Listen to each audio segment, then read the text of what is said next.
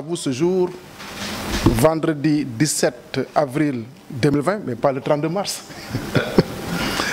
en format conférence de presse pour apporter des éléments non de justification, mais d'éclairage sur quelques points du programme d'aide alimentaire relativement au processus d'acquisition et d'acheminement des denrées. Je voudrais dans un premier temps saluer la promptitude du chef de l'État qui très tôt a su prendre les mesures appropriées pour faire face aux différents effets sociaux et économiques négatifs liés à la pandémie du coronavirus. Je voudrais aussi réaffirmer le plaisir et la fierté de servir mon pays sous la vision éclairée de Monsieur le Président de la République Macky Sall et avec tout le professionnalisme que cela demande. J'informe aussi que tout le reporting lié à ce programme sera réalisé et adressé au moment opportun à qui de droit, entre autres, le comité de suivi de la mise en œuvre des opérations des forces Covid-19. L'ampleur de la crise sanitaire du Covid-19 et l'urgence d'une réaction simultanée a créé une situation inédite, voire un nouveau paradigme dans les procédures d'acquisition publique. Dans tous les pays du monde, des mesures exceptionnelles d'allègement des procédures sont envisagées par les États pour parer au plus pressé. Certains États n'hésitant pas à déclarer la situation du coronavirus comme un cas de force majeure pour les marchés publics. Au Sénégal, le président de la République a mis en place un fonds dénommé Force Covid-19 d'un montant de 1000 milliards de francs CFA pour l'exécution du plan de résilience économique et sociale susceptible de soulager les populations en plein dans le confinement. Une des composantes de ce plan est liée à l'assistance alimentaire pour un montant de 69 milliards dont la mise en œuvre est confiée au ministère du Développement communautaire, de l'équité sociale et territoriale. Ce dernier est chargé d'acquérir un kit alimentaire composé de 1000 kg de riz, 10 litres d'huile, un pack de 18 briques de savon de 300 grammes, 10 kg de sucre, 10 kg de pâtes alimentaires pour 1 million de ménages représentant environ 8 à 10 millions de Sénégalais.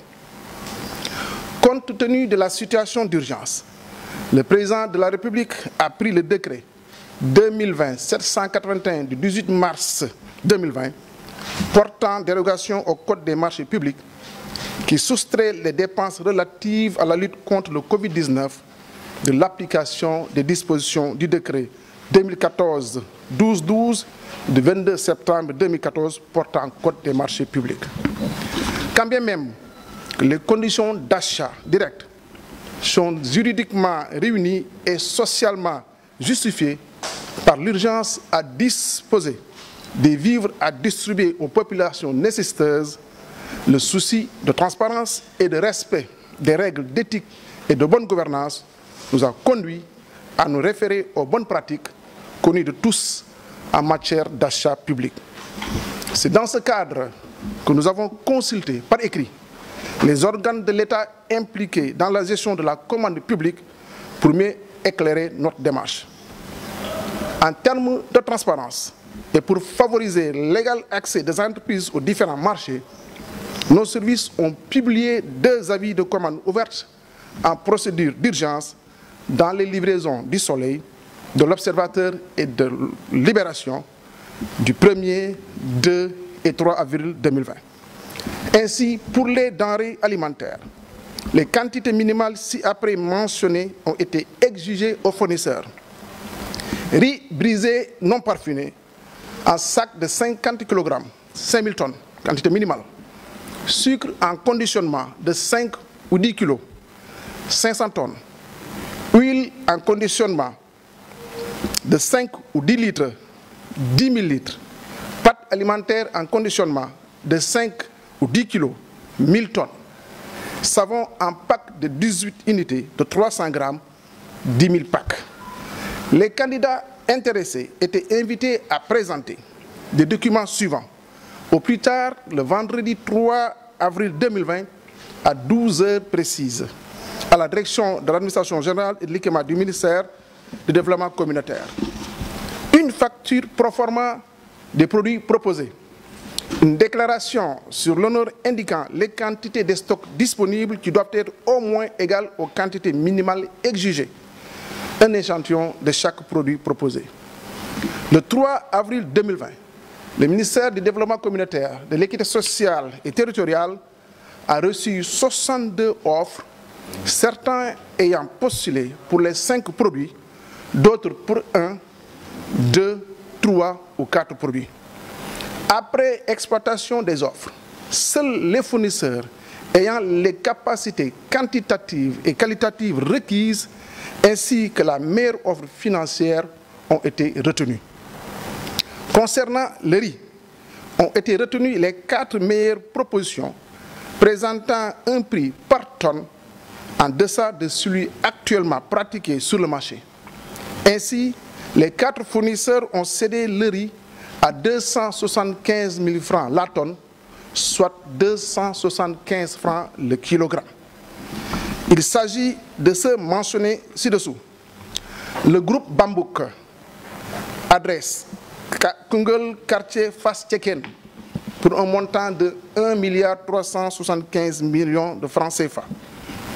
Avanti Soirle, adresse 152 Lamine Gueye, pour un montant de 9 625 millions de francs CFA. La société Afrique Co, 150 avenue Lamine Gueye, pour un montant de 8 250 millions de francs CFA.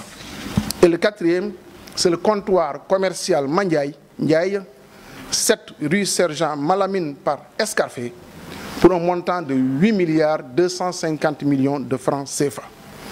Dans l'avis d'attribution, il a été fait obligation aux fournisseurs de démarrer les livraisons dans les 48 heures après la notification du bon de commande sous peine de résiliation. La société attributaire du plus gros volume a reçu en premier son bon de commande et a démarré les livraisons depuis le samedi 11 avril 2020. Toutes les quantités de riz présentement convoyées à Dakar et vers les régions de l'intérieur ont été livrées par cette société. Le reste des produits, notamment le sucre, l'huile, les pâtes et le savon, le même procédé est suivi pour leur attribution. À l'heure où je vous parle, toute la procédure est bouclée. Pour le volet transport, l'avis de commande le concernant indiquait entre autres l'obligation de disposer d'un parc de 50 camions au minimum. Une analyse de la base de données constituée à travers des réponses consécutives à cet avis a permis d'avoir une idée sur les meilleurs prix pratiqués sur le marché du transport et de dégager un tarif optimum pour chaque région. Ainsi, les régions de Thiès, Louga, Diourbel, Fatick, Kaolack et Kaffrine pour 7 500 francs TTC la tonne. Les régions de Saint-Louis et Tambacounda, 15 000 francs CFA la tonne. Matam, Kolda, Sédhiou, Kédougou et Ziguinchor pour 18 500 francs la tonne. Ainsi, les transporteurs qui ont accepté ces tarifs sont dans le dispositif d'acheminement depuis le lancement du processus par M. le Président de la République. Toujours dans le cadre du transport, je voudrais informer que le collectif des acteurs du transport routier du Sénégal, CATRS, a bien voulu mettre à la disposition de l'opération un parc de camions. Et je profite de cette occasion pour saluer cet étalon de solidarité et exprimer mes remerciements les plus sincères. À la date du 14 avril 2020, avant-hier, 2 jours avant, 14 véhicules de ce parc ont pu être chargés et convoyés vers la région de Thiès, soit un total de 450 tonnes. Le 16 avril, 42 nouveaux chargements ont été réalisés. Je réaffirme notre disponibilité à accueillir encore des camions d'autant plus que le besoin tourne autour de 600 camions par jour. Pour terminer, je voudrais vous faire part du tableau récapitulatif qui donne le détail des totales des quantités livrées dans les différents sites à la date d'hier. Kédougou, quota livré, 1585 tonnes. Ziguinchor, 1038 tonnes. Matam, 1335 tonnes. Diourbel, 418 tonnes. Dakar, 396 tonnes. Louga, 1130 tonnes. Thiès, 1747,5 tonnes. Tambacounda, 730 tonnes. Et Saint-Louis, 280 tonnes, soit un total de 8659,5 tonnes, soit à peu près 9%. Vous vous rendez compte que le taux, en tout cas pour le moment, de volume convoyé est très très timide. Mais nous allons continuer à travailler dans cette dynamique. Et à ce jour, seulement 253 camions ont été mobilisés. Permettez-moi de faire le petit résumé à wolof di nuyu ñëpp ñi fi teew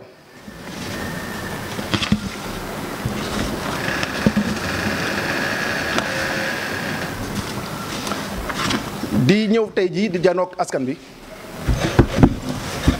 ci wàllum point de presse pour indi ay quelques leeral ci liggéey bi nga xam ni président Macky Sall moo ñu ko dénk nekkuma de justifié wu waaye askan bi dafa laaj mu war a xam mu xam loo xam ni moo am te mu leer ci ay bëtam surtout ci wàllum liggéey bi nga xam ni président moo ñu ko sant mooy ci wàllum ndimbal bi nga xam ni état bi daf koy jox askanu Sénégal ci fànn boo xam ni nu ñu jëndee ceeb bi la ak yeneen denrées yëpp mais aussi nan lañ koy yóbboo ci dëkk yi waaye balaa may continuer dama bëgg sant président de la république mi nga xam ni ca njëlbéen dafa jóg jël matuwaayam lépp pour xeex lii nga xam ni moom mooy jafe-jafe yu feebar bi ñu tuddee pandémie boo xam ni Covid 19 moo ko indi askan bi muy lëmbale askan bi.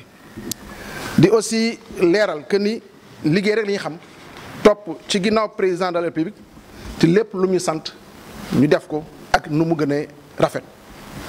di wax ni aussi lii ñu sant comme liggéey bu ñu demee ba jëmmi jamono lépp luy ci rapport ak ci maanaam bilan daañ ko def teg ko ci yoon buñ ko waree teg ñëpp jot ci ñëpp xam ci.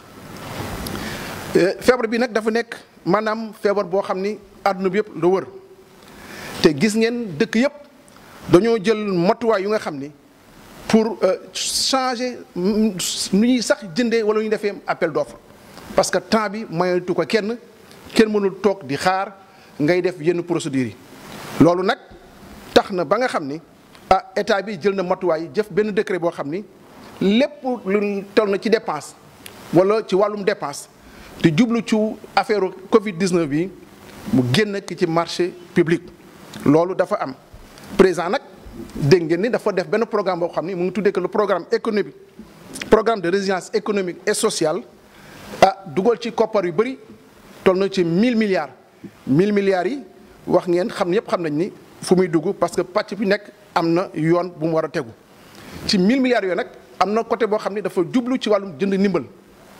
loolu ci ay koppar mi ngi toll ci 69 milliards de francs CFA ñu dénk que le ministère développement communautaire de l'équité sociale et territoriale mooy ministère ba nga xam président moom moo ko dénk.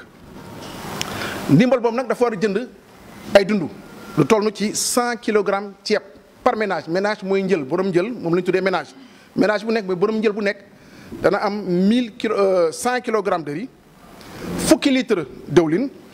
paquet de savon yoo xam ne def juróom-ñett saabu yu 300 grammes fukki kilo suukar ak ay pâtes alimentaires maanaam macaroni ak ay ñoom vermicelle te loolu yëpp dafa 1 million de ménages wala 1 million de borom jël ñoo ko moom suñ ko xaymaa nag borom jël d'habitude dañoo xëy nañ mën a am juróom-ñett ba fukk doomu aadama ci kër ga.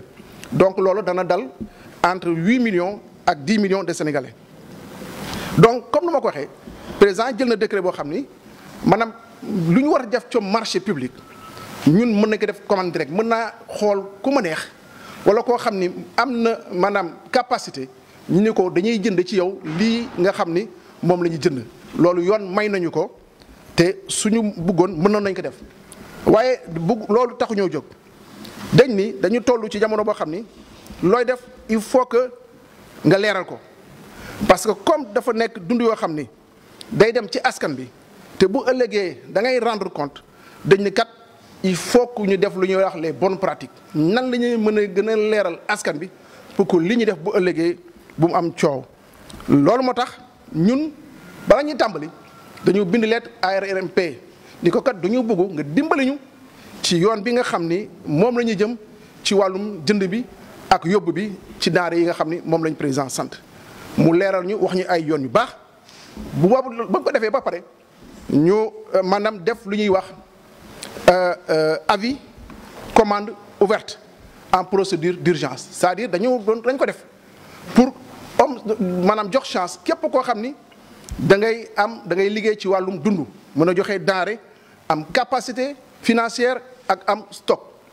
donc ñu def ko ci ay Soleil publication Soleil ak Observateur ak Libération bu le 1er le 2 et le 3 avril bii passé.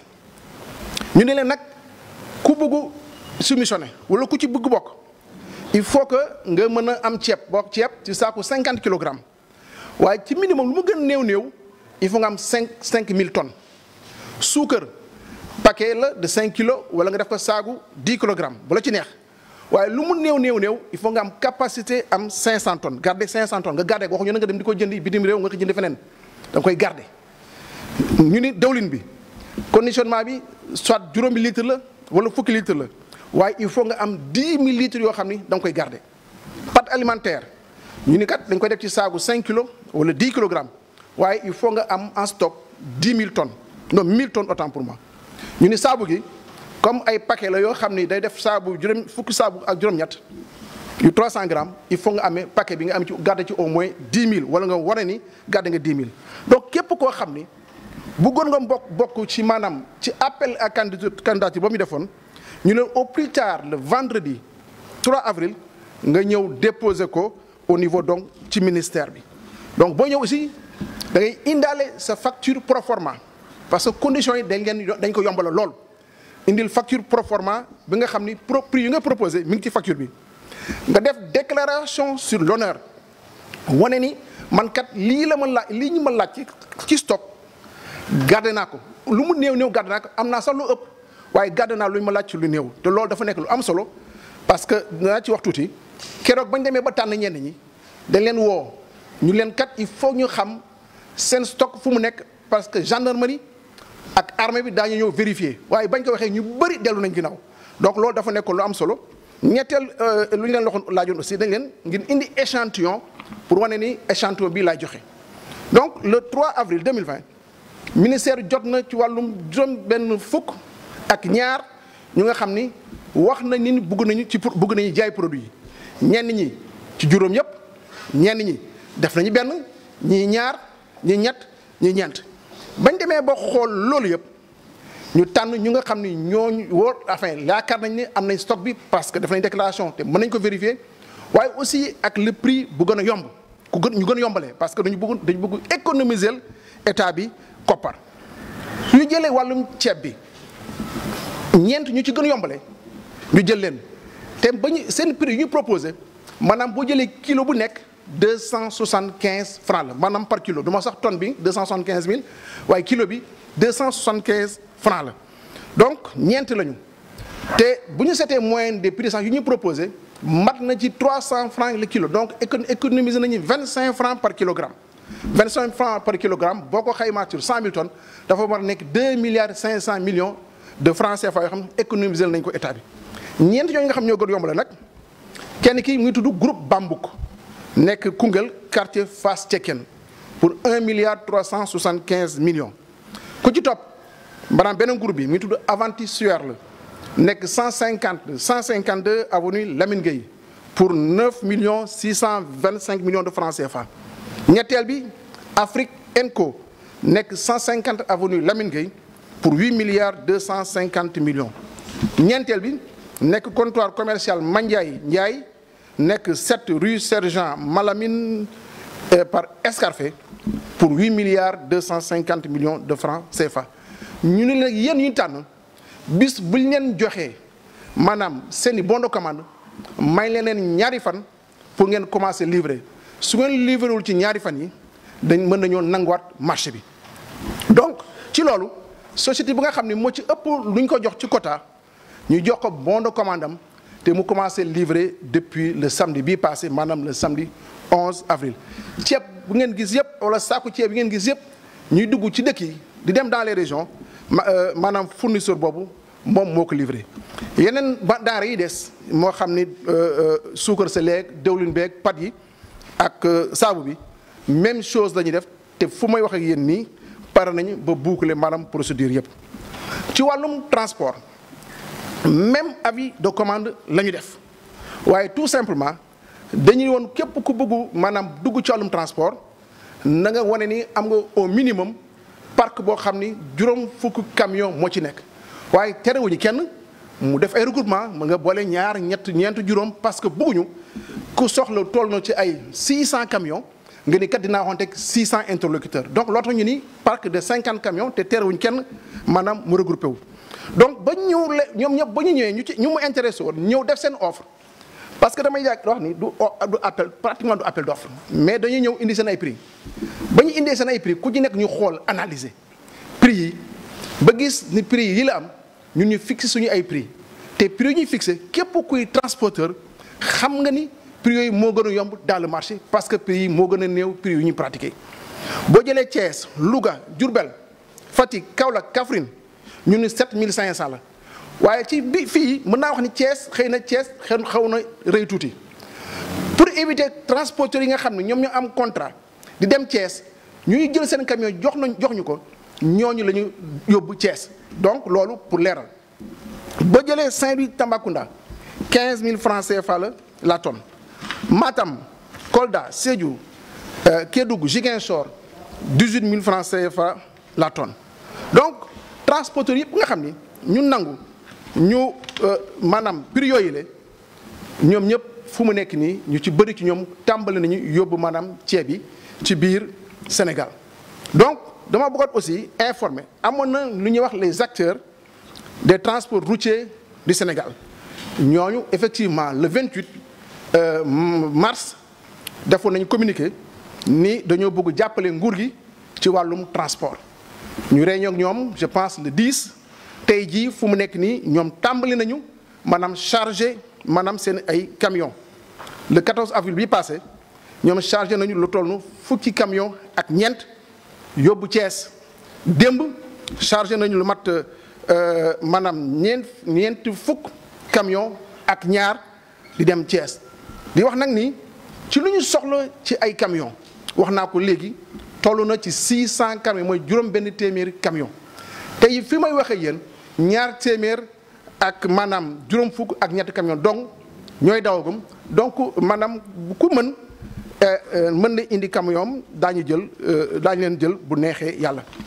pour terminer dama bëgg rek wax ni gis nañu camions yi di yóbbu dund yi ci dëkk yi ma defal leen tableau bi Kédougou fi ñu toll yóbbu nañu fa 1585 tonnes Ziguinchor 1038 tonnes Matam 1335 tonnes autant pour moi Diourbel 418 tonnes Dakar 396 tonnes Louga 1130 tonnes Thiès 1747 tonnes,5 Tambacounda 730 tonnes Saint-Louis 280 tonnes donc suñ ko xaymaa loolu yëpp mi ngi toll ci 8659,5 tonnes lu ñu yóbboogum néew na mais yaakaar nañu fileeg daal ay fan il faut que ñu yokk maanaam mbir mi parce que damaa bëgg fileeg une semaine tout au plus ñu yóbbu ceeb yëpp fépp boo xam ni war na fa dem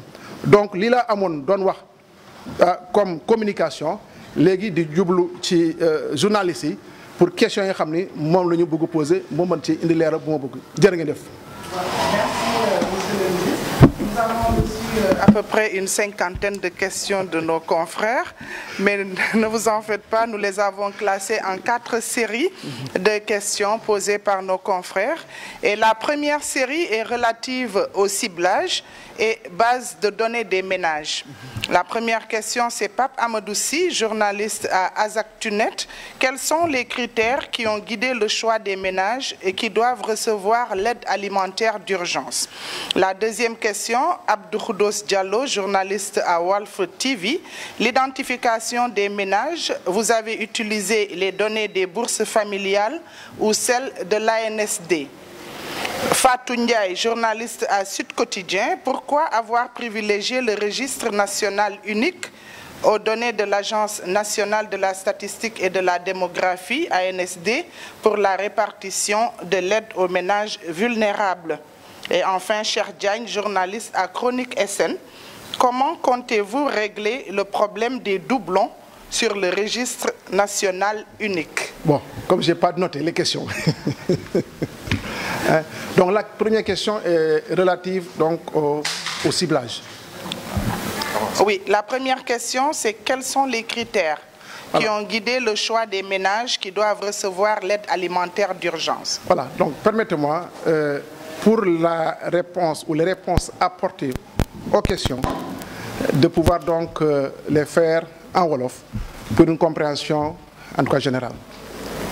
Voilà, donc question bu ci jëkk mooy ñu nan la ñu tànnee les ménages les critères de ciblage. Xam ngeen fu mu nekk nii feebar bi nga xam ni mooy coronavirus dafa indi maanaam économie bi am ralentissement mooy mu wàññeeku activité yëpp wàññeeku donc bu activité wàññeekoo mën nañu jàpp ñi ñu gën a néew doole maanaam mbir mi daf leen di gën a dal wala ñëpp ñu nga xam ni dañoo liggéey te seen liggéey gàllankoor mu indi leen jafe-jafe boo xam ni sol loxo jotatul ci ginnaaw donc ñooñu dañuy nekk ay personnes yi nga xam ni wala ay ménages yi nga xam ni maanaam aide bi war naa mën a jublu ci ñoom.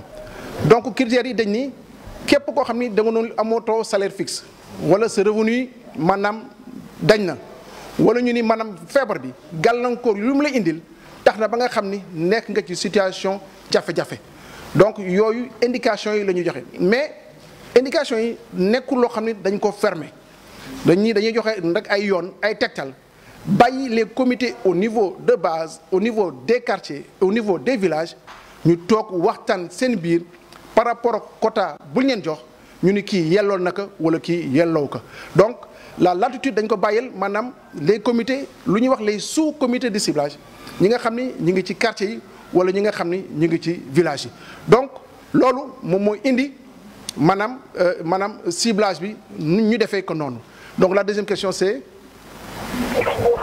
j'ai pas noté. La deuxième question c'est l'identification des ménages. Voilà. Vous avez utilisé les données des bourses familiales ou celles de l'ANSD? Non, xam nga les bourses familiales mën nañu wax ne les bourses familiales nu ñu tànnee les bénéficiaires des bourses familiales nu ñu ko tànnee dañuy jël maanaam base à partir donc des données de l'ANSD mooy l'agence nationale de la statistique et de la démographie ca njëlbeen dañuy jox les bourses familiales ñu nga xam ne dañ nekk dans une situation d'extrême pauvreté pour ñu mën leen xam dañ ne ANSD ma kaay nga jàppale ñu ci liggéey bi il faut comme xam nga la carte de la pauvreté xam nga aussi la carte démographique ñun bëgg nañu jox les bourses 50 000 ménages nan lañ leen di tànnee parce que comme dañuy c'est les 50 000 ménages les plus défavorisés ou les plus qui sont dans l'extrême pauvreté nañ seet nu leen di tànnee donc ñoom région bu nekk xam nañ ni maanaam ñu taux de pauvreté lu fa nekk xam nañu aussi taux de démographie lu fa nekk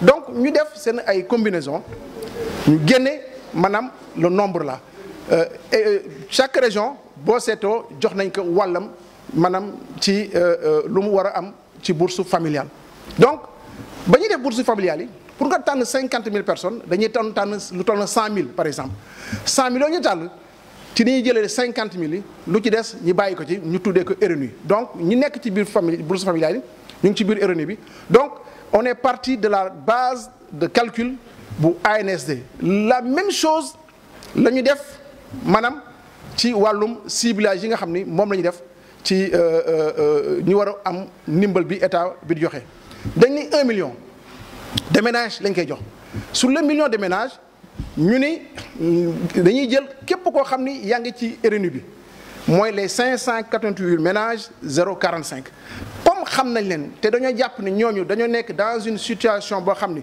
maanaam seen loxo jotul seen ginnaaw donc ñoom ne ni ci lañ bokk dans un premier temps lu des ñu tuddee que le delta loolu muy 11 955 ñu ne dañuy defar la même répartition avec les services de l'ANSD ñu jox ñu quota bu ci nekk commune bu ci nekk lan lay am ci quota tànneef boobu nag comme nu ma ko waxee léegi maanaam c'est les sous-comités au niveau des quartiers et des villages ñoom ñooy tànn selon quota bu ñu leen jox. L'autre question, c'est comment comptez-vous régler le problème des doublons sur le registre national unique? waaw xam nga registre national unique ñun ñëpp d'accord nañu dafay am ay erreurs ñu tudde leen ay erreurs soit d'inclusion wala des erreurs d'exclusion généralement donc dañuy am na taux boo xam ne dañ koy accepté ci Sénégal xam nañu erreur bi y a à peu près 10% moo tax ñu jël les registres uniques actuellement nii jox nañ ko maanaam les autorités territoriales ñu leen wàcce leen ko ci au niveau de la base et stabiliser leen ko parce que aussi il faut moom benn exercice boo xam ni de stabilisation maanaam du registre unique ñoom buñ ne maanaam quartier boo xam ni je ne sais pas ma ñaa cokkeer ñu jox leen liste bi ñu ni kat ñi ñu nekk ci RNU bi ñoom comme daañu xamante seen biir daañu mën a wax kii mi ngi fi wala kii dem na wala kii wala macha allah nekkatu fi donc ñoom bu ñu stabiliser daañu ko remonter bu ñu ko remonter on a l'information donc liste bu ñu stabiliser bi boobu ñooñu la ñuy attribuer effectivement les aides donc des doublons du ci ñàkk ça ce qu'on appelle les erreurs d'inclusion et d'exclusion donc c'est acceptable duñ ko corriger donc ñun ñu mettre à jour le fichier du registre national unique. Alors, nous allons prendre un confrère au téléphone. Oui, allô? Attendez, oui, mon...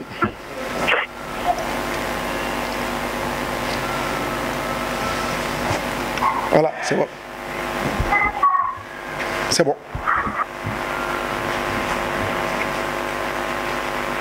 Allô?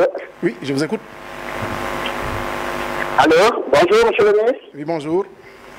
Bonjour, je suis Gaston Montali, journaliste au quotidien Libération. D'accord, bonjour. Oui, allô, monsieur le ministre? Oui, je vous entends.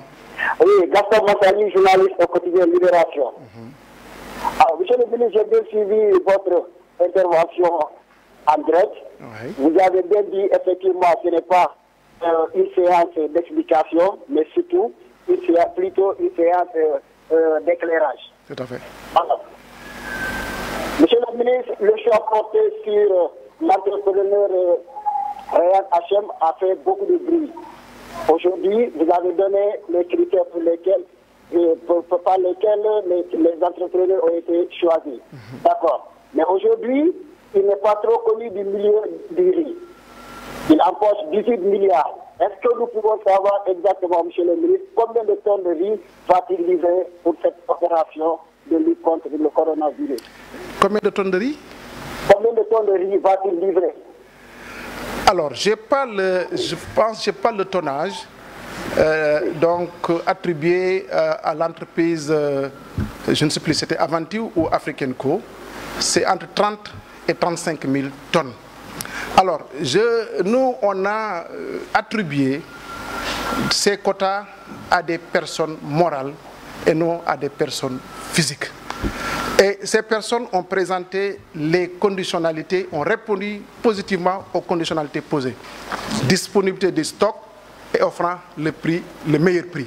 Ce sont les seules conditions qui nous intéressaient et c'est la raison pour laquelle donc, ces marchés ont été attribués. Voilà. Monsieur le ministre, nous allons passer à la deuxième série de questions qui concernent l'attribution des marchés. Elhadj Gora Ndir, monsieur le ministre, pouvez-vous nous donner les raisons qui ont motivé votre choix sur l'octroi du marché ou une partie du marché à un Libanais? Ce n'est pas le ministre qui a choisi. Le ministre n'a pas choisi. Nos services donc, ont émis un avis donc, à commande ouverte. Des sociétés ont participé et les meilleurs ont gagné en termes de disponibilité de quotas et aussi en termes de prix. C'est tout simplement ça. Voilà. Concernant toujours l'attribution des marchés, RFM, pourquoi le choix des commerçants sénégalais, pourquoi pas le choix de commerçants sénégalais connus dans la vente du riz? Et comment se fait-il que l'une des entreprises ne se trouve pas dans le fichier de l'APIX? Ça, je ne sais pas. Pourquoi l'entreprise ne se trouve pas dans le fichier de l'APIX? Ce n'est pas de ma compétence. Comme je l'ai dit, ces entreprises ont répondu à un avis bien défini. Ceux qui ont répondu et ont présenté les meilleures offres et la disponibilité du quota ont été choisis. C'est aussi simple que ça. Alors, la troisième question, c'est que vient faire Diopsi dans cette affaire? Est-il attributaire ou bénévole? L'appel d'offres est lancé avant ou après la proposition de mise à disposition gratuitement de camions par des transporteurs pour l'acheminement des denrées? Moi, je ne connais pas Diopsi. C'est l'entreprise UDE que je connais, qui a été soumissionnaire et qui a bénéficié effectivement d'un quota de transport en région. Et je rappelle que concernant le transport, nous, on contractualise par région et par quantité. Donc, si le fournisseur, effectivement, satisfait à ces conditions, nous continuerons à travailler avec lui.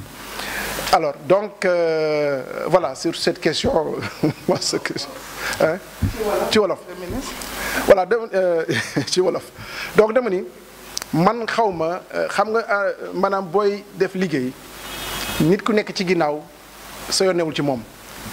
Entreprise nga amal affaire entreprise yi maanaam lancé nañu appel d'offre entreprise yi ñëw nañu joxe seen offre wane ni ñoo gën a yombale te am nañu stock moo tax ñu jël leen.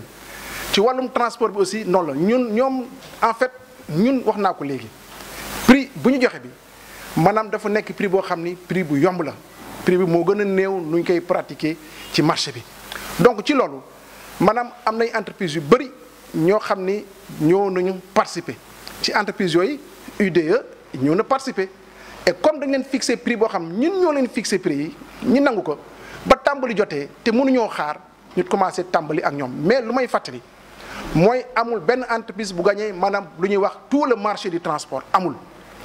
bu ñu jëlee entreprise dañuy jox par exemple dañu la jox région par exemple le premier samedi bu njëkk bi dañuy wax région de Ziguinchor région de Matam région de Kédougou région de Louga ak région de Diourbel jox ko benn entreprise mu dem yóbbu bu deele soité ñu xoolaat beneen région bu ñu koy jox donc amul kenn koo xam ne nañ wax yow yaay gagné lii wala les transporteurs indi nañu ñoom rencontré nañu sama DAGE maanaam le 2 avril ñoom le 1er avril la ñu bind lettre adressé ko seen ministre de tutelle maître Oumar Youm c'est vrai defoon nañu maanaam lu ñuy wax benn communiqué le 28 avril mais ba ñu ñëwee waxtaan ak suñu DAGE sama DAGE bi le 2 avril ñoom dañoo xam dañu dellu siwaat waxtaan seen biir indi liste ay camions le 10 avril ñu yónnee benn liste boo xam ni à peu près une quarantaine de camions la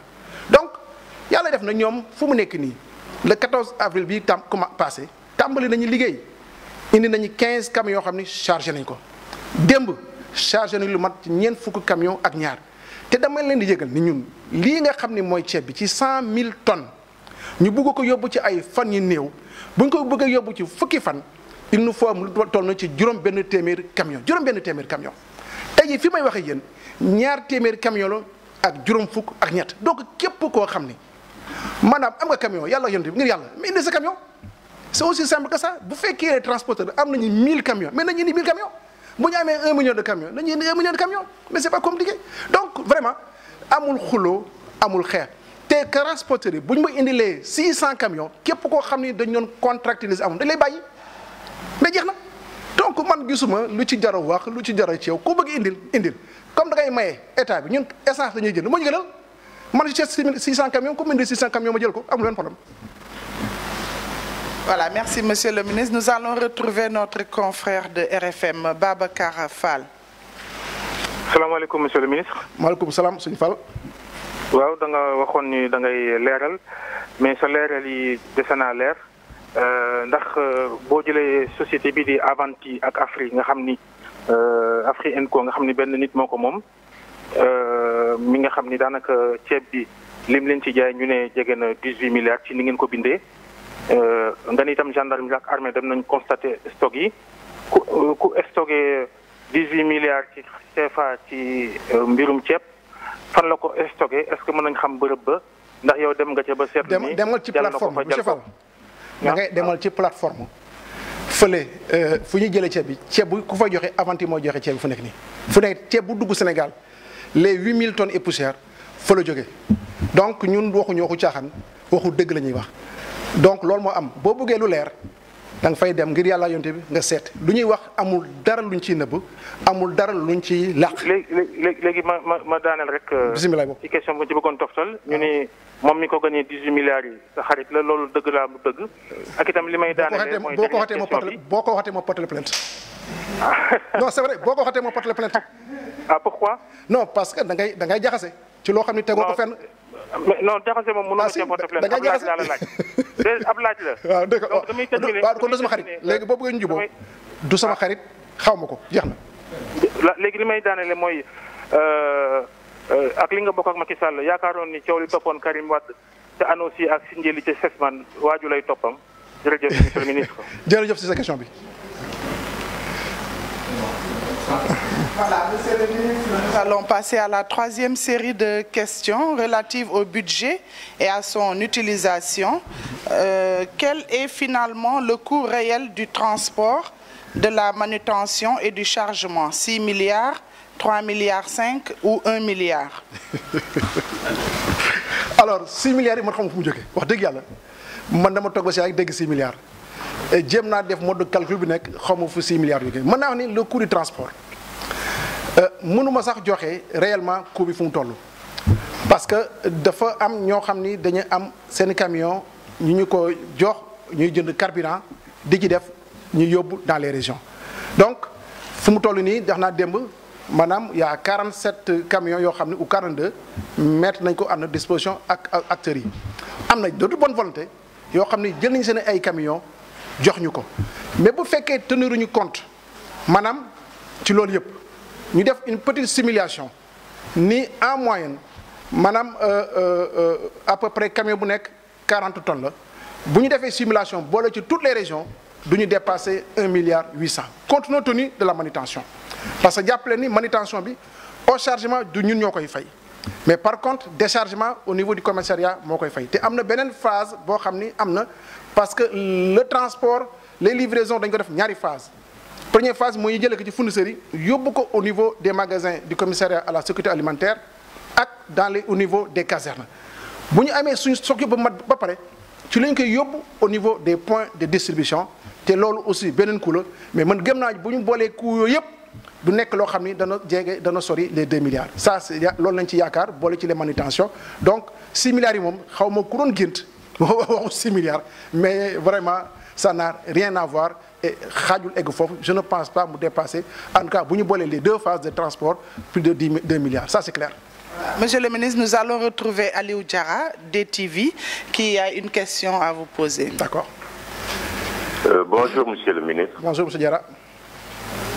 Aliou Diarra, rédacteur en chef de la DTV. Monsieur le ministre, pourquoi pour l'aide alimentaire à l'image des bourses familiales ne pas avoir tout simplement envoyé directement l'argent aux bénéficiaires?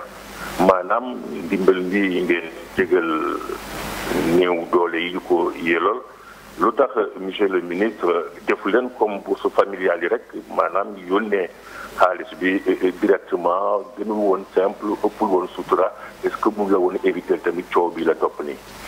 non même boo ko yónnoon xaalis aussi coow day am bon mais option la jàpp leen ni option la parce que jàpp nañ ni xam ngeen am nañu expérience ci transfert monétaire ak lu ñuy wax les bourses familiales yi nga xam ni ñetti weer bu nekk ñu ko moom dañu am lu toll ci maanaam juróomi junne donc lii dañ ni dafa nekk mbir bu ñu bett bu ñu bett bu dal monde bi dal Sénégal donc ñu yaakaar ni boo joxee maanaam borom njël bi boo ko joxee dund suukar ceeb dëwlin ci loo xam ne dana ko mën a téye weer moo gën a wóor ko jox ko koppar yoo xam ne da koy téye parce que koppar expérience dafa wane ni boo ko téyee xëy na di nga ci dem def ay dépenses de prestige doo ko dugal foo ko war a dugal donc loolu moo tax option bi nga xam ni mooy jël dund gi maanaam jagleel ko ñooñu mooy option bu ñu jël et yaakaar nañu option boobu boo seetee daal ci dans le monde bëri na ñuy def option yi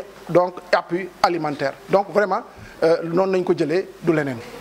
Alors, monsieur le ministre, dernière question. Il s'agit de Seydou Nourou Niass, journaliste à Safina FM. Il demande à combien sont évaluées ces denrées et les frais liés à la distribution et combien reste-t-il de l'enveloppe dégagée? Bon, loolu yaakaar naa ni na xaar ba ñu pare ñu def bilan bu ñu defee bilan bi daañu wax exactement dund gi lii la jar transport yi nii la jar.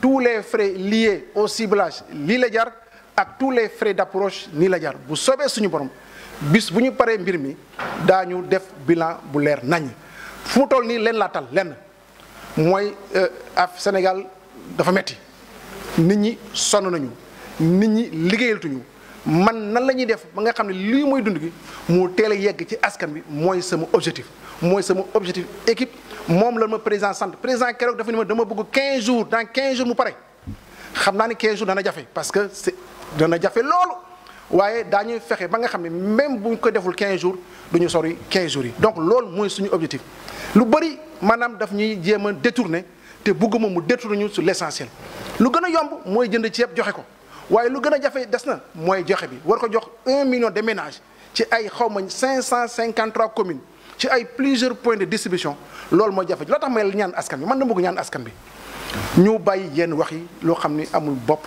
amul genn amul njëriñ nañu ñëw ku ci nekk loo mën nga dem bokk sa commune nga jàppale la société civile mën nañoo ñëw jàpp ci mbir mi moo gën wax ji wax c'est pas la peine amul nécessité lu am solo mooy nañuy fexe ba jàppale les comités de base les comités au niveau des communes ñu def les choix nécessaires les choix appropriés jàppale volontairement la distribution mais je pense loolu moo am solo leneen yépp ci jamono ji nga nekk nga xam ni nit ñi sonn nañu liggéeyatuñu xëyatuñu mais lii moo am solo mais wax ji bëri ji vraiment jaru ko. Monsieur le ministre, en français s'il vous plaît. Non, je voudrais tout simplement lancer un appel à l'endroit de toutes les couches de la population. Nous sommes dans une situation très difficile, dans une situation très compliquée, où donc les effets de cette pandémie vraiment impactent durablement, en tout cas profondément, donc la vie des populations. Et c'est le moment opportun donc de la solidarité, de l'union des cœurs autour de cette question. La partie la moins compliquée, c'est l'achat et l'acheminement des denrées. C'est la moins compliquée, c'est la partie la moins compliquée. La plus difficile, c'est la distribution, les activités liées au ciblage, les activités liées à la distribution. Et en ce sens, moi, je lance un appel à l'ensemble de la société sénégalaise, à la société civile, de consacrer son temps sur l'essentiel. L'essentiel, c'est comment, en tout cas, participer à cet élan de solidarité. Comment accompagner les sous-comités de ciblage, comment accompagner les comités de ciblage dans la stabilisation du RNU, dans le choix des ménages du Delta et aussi dans la distribution. Et moi, je pense nécessairement qu'il est tout à fait possible pour les uns et pour les autres de venir s'impliquer volontairement, effectivement, pour atteindre les objectifs, pour atteindre les cibles. C'est cela qui vaille, rien d'autre ne vaille. Franchement, être là, à cogiter, à parler, à parloter, à conjecturer, ce n'est pas nécessaire. Ce qui est important, vraiment, c'est l'atteinte des objectifs dans un temps restreint. Monsieur le Président de la République m'a fixé un délai très court. Il m'a dit 15 jours. Je sais que c'est un délai très difficile à tenir, mais si tout le monde, en tout cas, nous prête main forte, je pense fondamentalement que nous allons atteindre nos objectifs. C'est cela qui vaille.